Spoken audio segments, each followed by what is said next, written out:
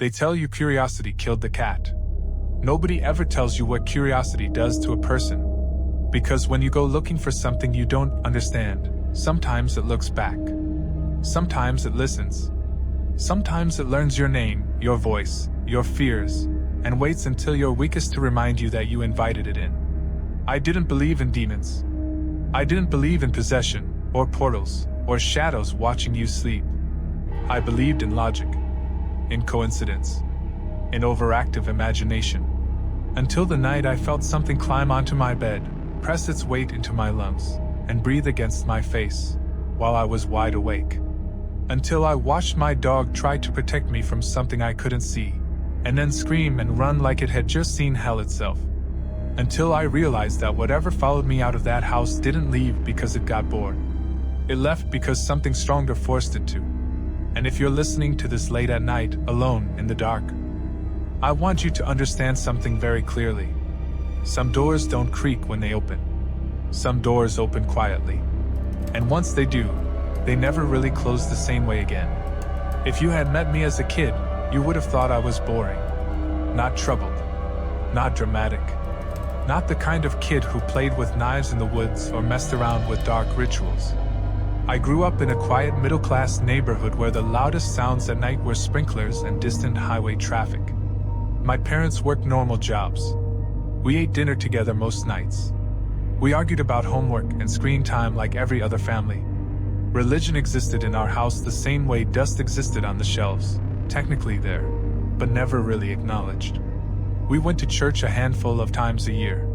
There was a Bible somewhere in a drawer. My mom occasionally said things like, "God's watching," but it never carried weight. To me, God was just another adult story. Ghosts were the stories that fascinated me. From the moment I learned how to use the internet, I fell into rabbit holes. Abandoned hospitals, EVP recordings, shadow figures caught on camera, urban legends, missing person mysteries. Anything that made my skin crawl, I consumed like candy. I loved that uneasy feeling, that tiny spike of adrenaline when your brain tells you something isn't right. It felt like standing on the edge of a cliff and looking down. Dangerous, but thrilling. But even then, it was entertainment. I didn't actually believe any of it. That changed the year we moved. I was 13 when my parents decided we needed a bigger place. My little sister had been born, and suddenly our old house felt cramped and loud and chaotic. After months of open houses and disappointing walkthroughs, my parents found a place on the edge of town. It was older than our previous house, built sometime in the late 70s, but well maintained. Beige siding. Tall trees lining the backyard. A finished basement with dark wood paneling and thick carpet that smelled faintly like dust and old furniture. The first time we toured it, I remember feeling something I couldn't explain. Not fear. Not excitement either. Just pressure. Like the air itself felt heavier the deeper you went into the house. Especially in the basement hallway that led to the laundry room. The lights were dimmer there, even with all the bulbs working. Sound didn't travel normally. Your footsteps sounded muffled, swallowed.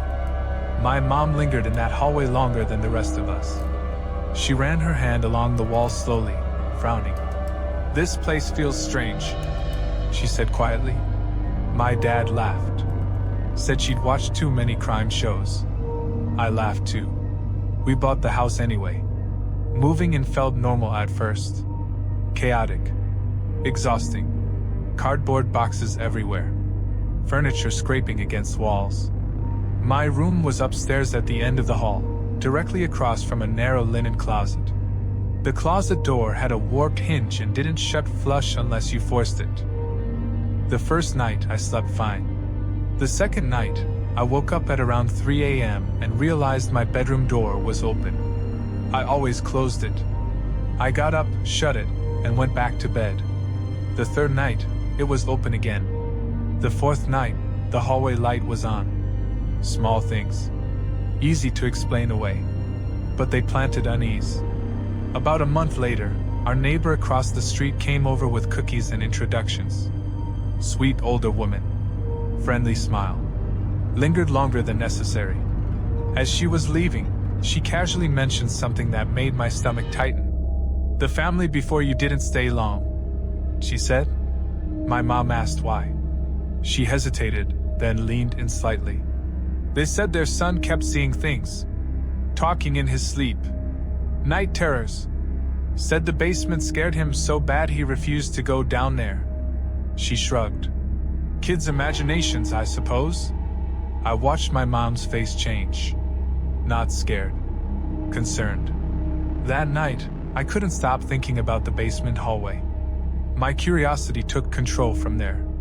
I started spending more time alone in my room at night watching horror videos, reading forums about haunted houses and EVP recordings. I convinced myself that if something strange really was in the house, I wanted to see it. Prove it. On my 14th birthday, my friend jokingly gifted me access to a spirit box app. At first I laughed. Then I downloaded it. Late that night, with my lights off and headphones in, I sat on my bed listening to the static sweep through radio frequencies. The sound alone was unsettling. Chopped voices, half syllables, random bursts of music and commercials slicing through white noise. I asked questions quietly. "Is anyone here?" Nothing. "What's your name?" Static. "Can you hear me?" Then, something cut through. Not clear. Not loud. A whisper. "Yes." My stomach dropped. I told myself it was coincidence. My brain patterned matching noise into meaning. That's what logic said. But logic didn't explain why the whisper sounded deliberate. I started using the app more often after that. Every night. Sometimes I'd get single words. Sometimes fragments of phrases that seemed to respond to my questions. I started documenting them, writing timestamps, comparing sessions. I felt like a scientist discovering something hidden. I didn't realize I was feeding something. That's when the house started responding. Lights flickered even when switches weren't touched. My phone battery drained unnaturally fast. My closet door began slowly opening by itself while I watched it. The hinge didn't creak. It moved smoothly, silently, like someone gently pulling it open inch by inch. I started sleeping with my lamp on. I didn't tell anyone. Part of me was scared. Part of me was thrilled. And that was my mistake. After the closet door started opening by itself, I stopped pretending everything was fine. I tried blocking it with a chair one night. When I woke up, the chair had been pushed sideways and the door stood fully open again, staring into my room like a dark mouth. Not slammed. Not forced. Moved carefully. Deliberately. That realization hit me harder than any jump scare ever could. Whatever was doing this wasn't random.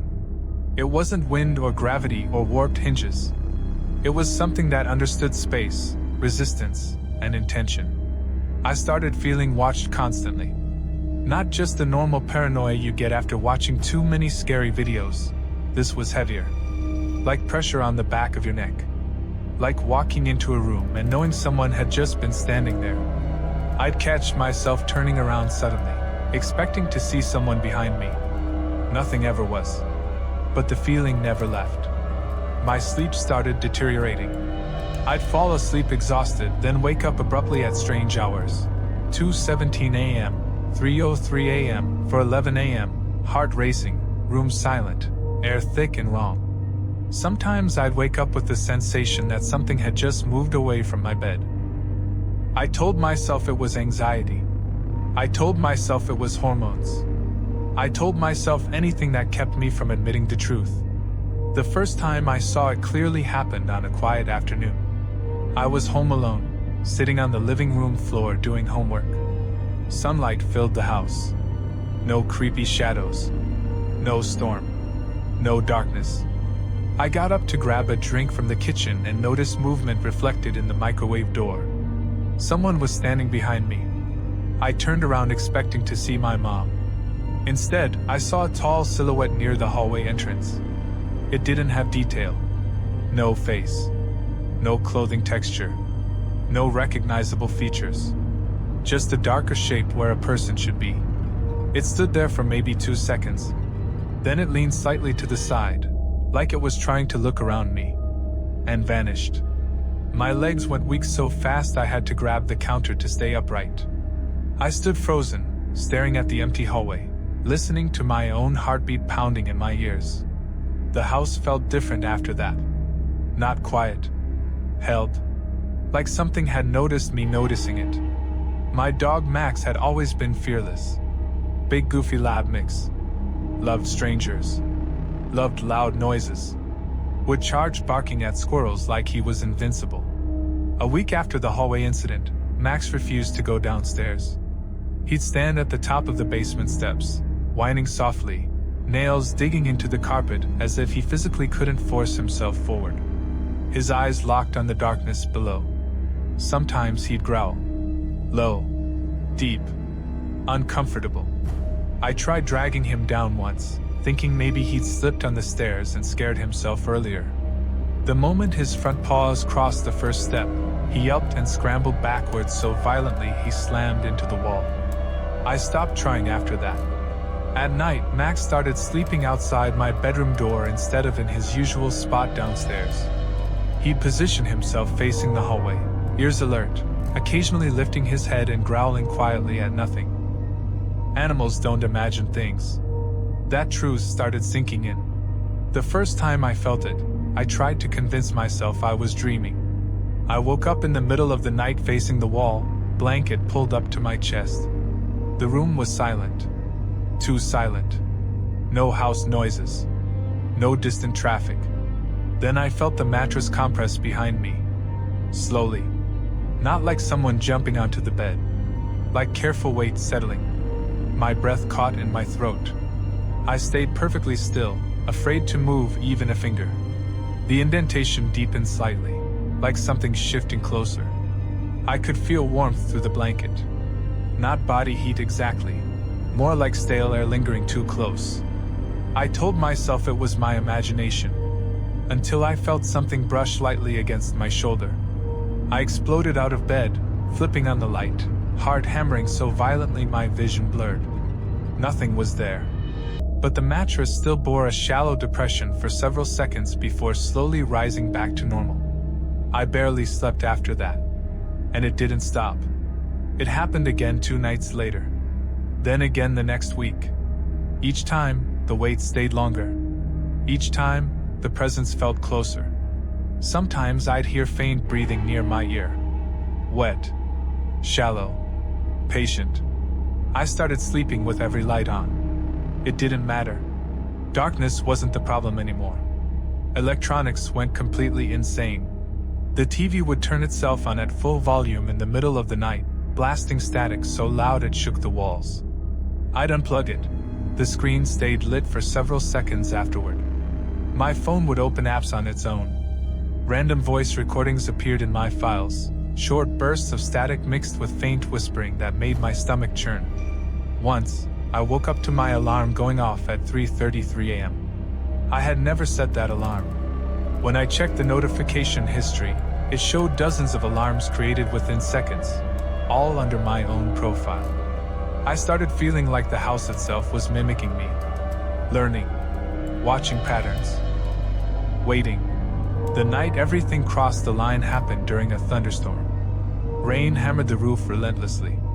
Wind rattled the windows. Occasional lightning flashes briefly illuminated the room. I had fallen asleep from sheer exhaustion. I woke up unable to move. My eyes were open. My room was visible.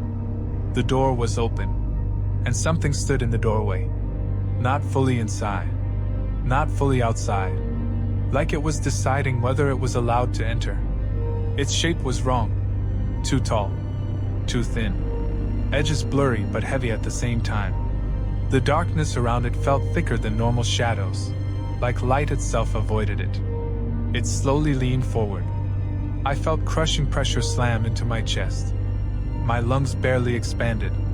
Panic surged so violently I thought my heart would tear itself apart. I tried to scream. Nothing came out. The thing moved closer without walking. Gliding. I could feel cold air washing over my face, carrying a faint smell of damp earth and something rotten. Then the hatred hit me. Not emotion. Not anger. Hatred like gravity. Like being stared at by something that wanted you erased.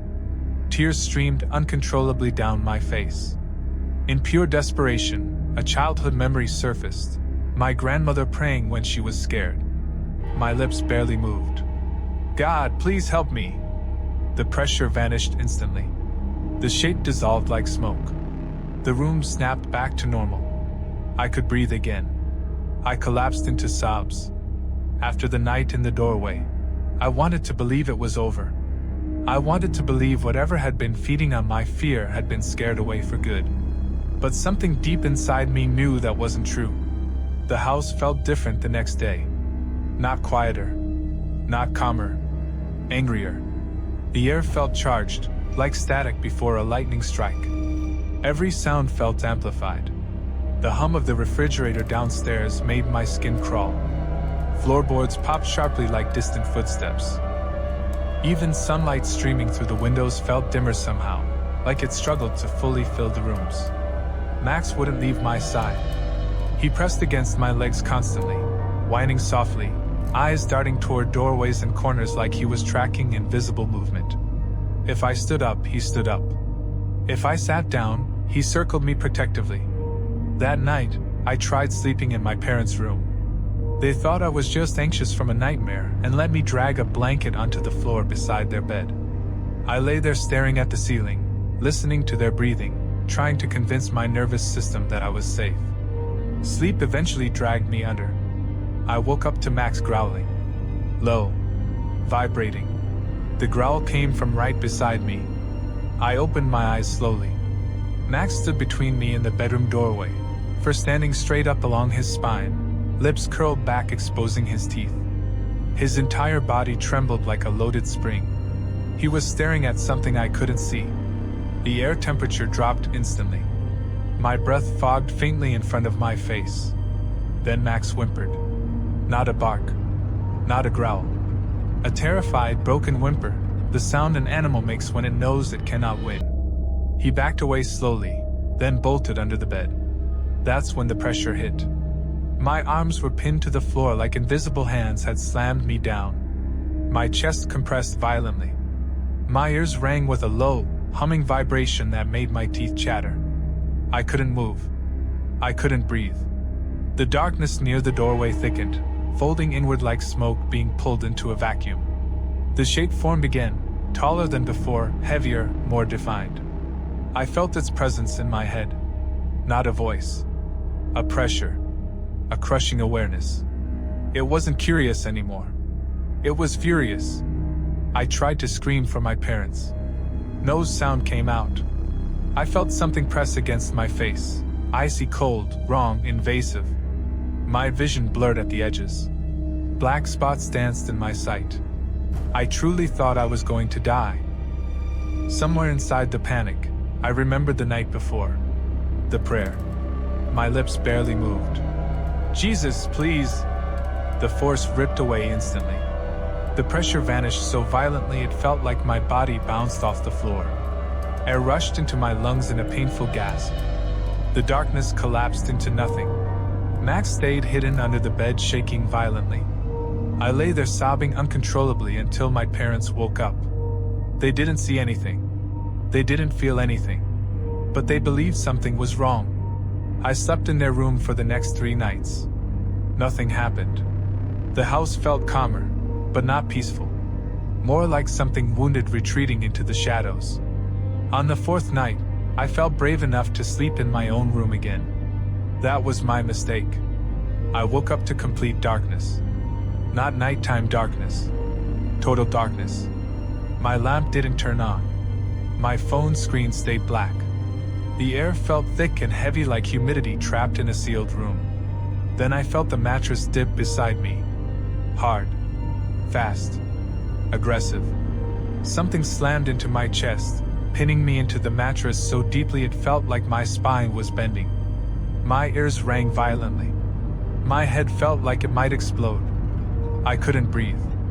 I couldn't scream. I felt that hatred again, stronger than ever. Crushing. Smothering. Absolute. The darkness pressed closer around my face. I could feel cold breath brushing against my lips. I truly believed this was the end. I screamed inside my mind with everything I had left. Jesus, save me! The darkness shattered. The pressure vanished. Light flooded my vision as my lamp snapped on by itself. I collapsed into violent coughing, gasping for air like I'd been underwater too long. The room felt normal. Silent. Empty. I ran into my parents' room and didn't leave until morning. The activity stopped completely after that night. No footsteps. No electronics. No shadows. No weight on the bed. Nothing. The house felt like a house again. We moved out a year later for unrelated reasons. I never told the neighbors. I never told my friends. Most people wouldn't believe it anyway. But I know what I felt. I know what I saw. I know the hatred that thing carried. I don't experiment with the paranormal anymore. I don't chase mystery. Some doors are not meant to be opened. Because some things don't just visit. They attach. They wait. And if you invite them in, they may not leave willingly. Back in 2006, my boyfriend and I took a drive from Chicago to a quaint town named Vermilion in South Dakota, where his parents resided. Around noon, we had been driving through cornfields in Iowa for a long time when, suddenly, the cornfields disappeared. It was like coming out of a forest into a big open area, but instead of finding green grass, we only saw gray ash and burned debris. It was obvious that a fire had happened. My boyfriend said it's common for farmers to burn their fields to prepare for new crops, but it still seemed really strange and creepy to me. We went from being able to see just a little way to seeing for many miles all around us. We went from seeing only a little bit on both sides of the road to being able to see for many miles around us. That's why it was clear to see the man and the small boy walking together in a field where the corn had burned down. At first, I could only see them from a distance, but I could tell that the inside was different and looked very nice. It looked like a grandpa taking his grandson for a walk to show him the burned fields. I saw them from a distance and noticed they were heading to an old well. I didn't share it with my boyfriend. We were enjoying a calm time talking and listening to music. As we neared the end, I paid attention to the Hallmark card scene. When they reached the well, I could see them clearly. I noticed that the old man was in overalls and had some dark, thin hair on his head. I saw the little boy wearing a blue shirt and white shoes. He had light curly blonde hair. As we drove past, I saw the old man lift the little boy and throw him into the well. I remember yelling, "Oh my gosh!" I shouted as loud as I could right after I saw it. While my boyfriend was worried and asking me what was wrong, I was quickly searching my bag for my phone. I quickly considered asking him to pull over, but then I pictured us lying dead in that field with gunshot wounds.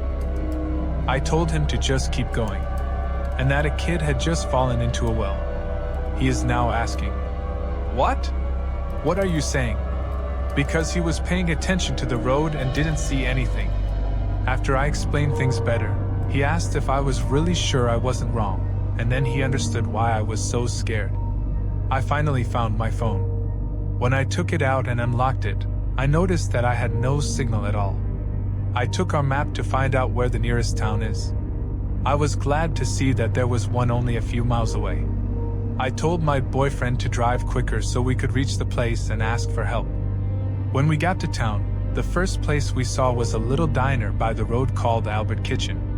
We drove into the parking lot, and I almost fell as I rushed from my car to the front doors. When I walked in, everyone looked at me as I hurried to the counter and asked to use the phone. The lady at the counter said, "All right." I called 911 after she put the phone on the counter and asked to talk to the police. When I told the dispatcher what happened, everyone in the diner stopped and gasped when I said I saw a kid being thrown into a well. The dispatcher said to stay where I was so the sheriff could send someone to help me. After I said thank you to her, I hung up the phone. I was still trembling with excitement when I placed the phone back in its holder. When I turned around, everyone in the restaurant was staring at me. The woman at the counter gave me a glass of cold water to help me feel better. While my boyfriend and I were waiting for the police to come, a man got up from his table and started walking over to us. He introduced himself, and then started asking about the burned fields we had looked at. After I shared what we saw, explaining how every field for miles was all burned in black, he asked someone else at the table if those fields belonged to a specific person. I remember him saying his name is Art Landry. He asked me to describe how the man I saw looked. Everyone thought that I had seen Art Landry, and that his grandkids were staying with him that week while their parents were gone. Everyone seemed surprised and a bit confused. They clearly knew this Landry person very well. When they discovered he did something really awful, they were shocked. They asked me several times if I was sure. When I said I was really sure about something for the first time, everyone in the room looked surprised and worried. I don't know how long it took before a deputy came to talk to us. When they were done, we went to our car to talk quietly, so we wouldn't be around the people in the diner. I repeated the whole story, and the deputy stared at me like he couldn't believe it. He seemed to think it was really hard or laughable. While he is asking me questions, another police car drives into the parking lot, and the county sheriff steps out. He came here from their office to speak with us. The deputy helped me by telling the sheriff what I saw, so I didn't have to repeat my story for the fourth time. He also said, "Oh, really?" He walked away to use his radio for a few minutes before coming back to us. He said that someone at the main office called Mr. Landry will ask him about what I saw. Art didn't understand what I said. He said his grandson was with him that week, but they hadn't gone near the burned cornfields at all. By then, I was almost begging the sheriff to take us back down the highway so I could show him the well I had been telling him about. He said he couldn't just enter someone's property without asking for permission, and that he needed to speak to Mr. Landry was part of it before anything like that happened. I tried to be calm. I realized that the more we talked, the less likely the kid was to survive the fall. And we shouldn't forget what was at the bottom of the well. If it was water, he could sink. If it was dry, we need to take him out quickly before he dies. I tried to explain everything as clearly as possible, but the more I talked, the more the sheriff and his officers looked at me like I was crazy. I had to ask the sheriff nicely before he told his helper to go look at the old well on that farm. When he did that, I felt very thankful and almost cried. While we were waiting, my boyfriend kept saying, "Everything will be okay." The sheriff got the chance to say that I must have made a mistake. I think the people I saw outside were just getting their kids to show them the bottom. The things I saw falling might have just seemed that way because we were going really fast through the smoke. When I heard the news, my first question was how the deputy knew for sure that the well was empty. What if there was a kid down there? Maybe they were underwater or simply in a shadow from his flashlight. I understood what I had seen. A child's life was at risk, and I didn't want to trust what someone else said, especially when they used words like optical illusion or trick the light.